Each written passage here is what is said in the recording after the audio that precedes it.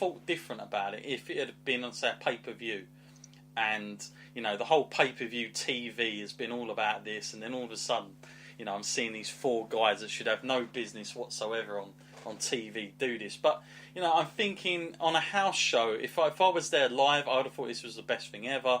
And that's just a moment that will stay with the fans that were there that night. Now, I know this obviously got reported out, and all the wrestlers got very bitter about it backstage, but I don't really see it as a huge crime for what they did here for those exact reasons. It was just a house show. It was an almost farewell thing. Now, of course, we learned after this, Matt, that Hunter Hearst Helmsley was the main victim of all this, because I think Shawn pretty much got away scot-free because he was the champion.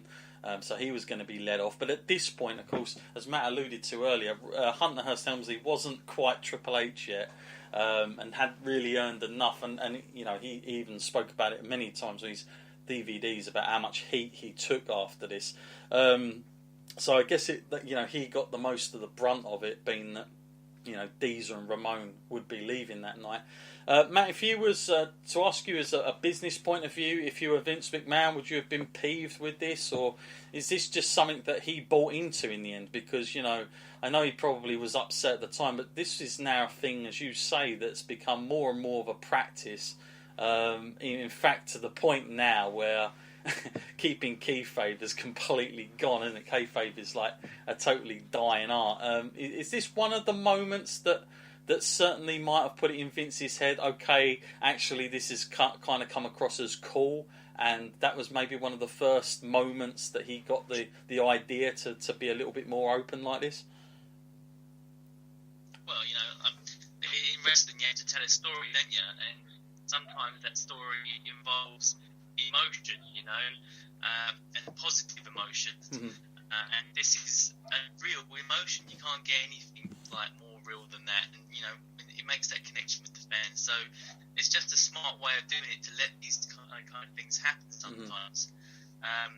But yeah, I can get why back then, you know, after, you know, Razor is going and, you know, Diesel's going, and, you know, he's been told this and he loses the last match, I can imagine there were sour grapes, and it might have felt like a little bit of a personal slight for him to do that. You know, he might have seen that as very disrespectful, because like he probably didn't want to lose them in the first place. Yeah, no, I think I'm with you there. And of course, this would signal the very last time we see Diesel in the WWF, and that would end his run essentially, at least his first time round, before, of course, starting up in June for WCW.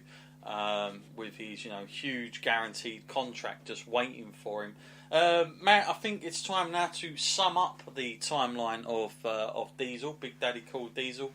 You know, in these sort of years that he's had, if he didn't come back again and he didn't do the things that we now know that he'd done in WCW, if that was it, would he have gone down as a big draw, or would he just be a sort of failed attempt of, again, looking like McMahon was trying to create another sort of Hogan type entity, but just in a little bit more of a cooler fashion, which was a total opposite, of course, of Lex Luger? Is he a fouled sort of wrestler, or is he always going to have a place where, you know, he was a legit popular over guy at one time? Well, you know, he's had his high moments, you know, even like WrestleMania moments and all of that. But I do kind of have to say, I feel he is a little bit of a failed attempt, you know, at being the top guy. Although he filled that spot for a time, I feel like it was a time when WWE was significantly weak in their roster. So if had it been any other time, I'm not too sure he would have made that ascent to the top.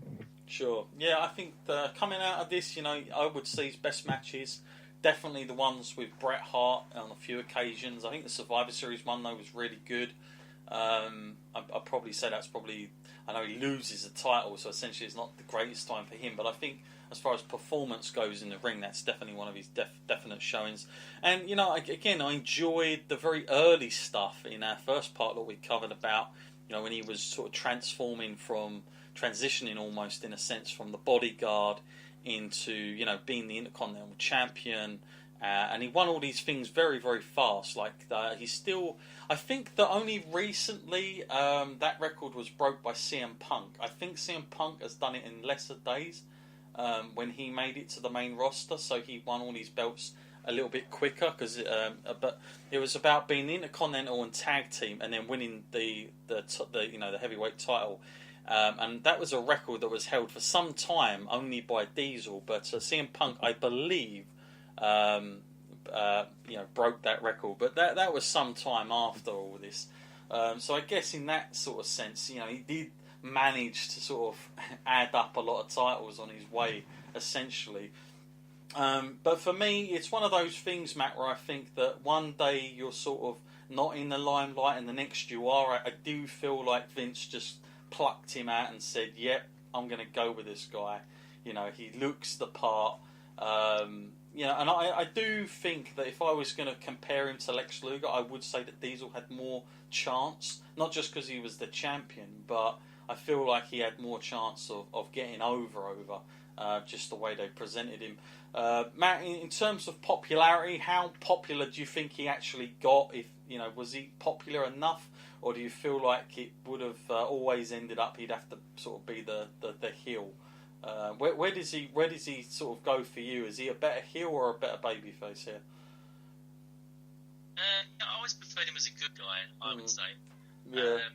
Because when they turned him, it was just at the right time. He was cool then. He was getting over with the sort of older fans, and then the kids were into him, and then the women seemed to love him. I think when they did that was just at the right time. I think it was the only downfall to him was the work he was putting on in the ring just wasn't up to scratch with some of his competition at the time. Absolutely. Well, folks, that comes to the end of this Diesel, and don't forget you can go back and listen to the 3 if you haven't already in our archives, along with everything else. And if you want to get in touch, want to give us some feedback on this, ask some more questions, don't forget you can email us at wrestleline@gmail.com, and we will do special shows at the end of the parts, and we'll get to them and we'll take your questions as a special episode that we'll do at the end of each timeline.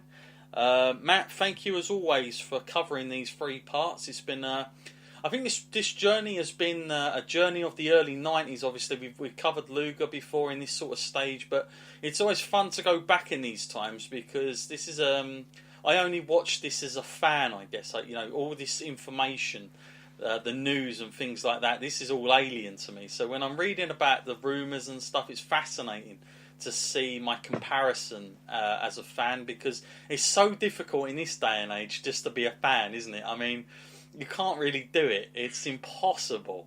Because even WWE on their TV give exposure to things. So to just be a fan and then sort of go back and then read the news over it is a total different perspective for me. And that's the one thing I'm getting out of these timelines so far.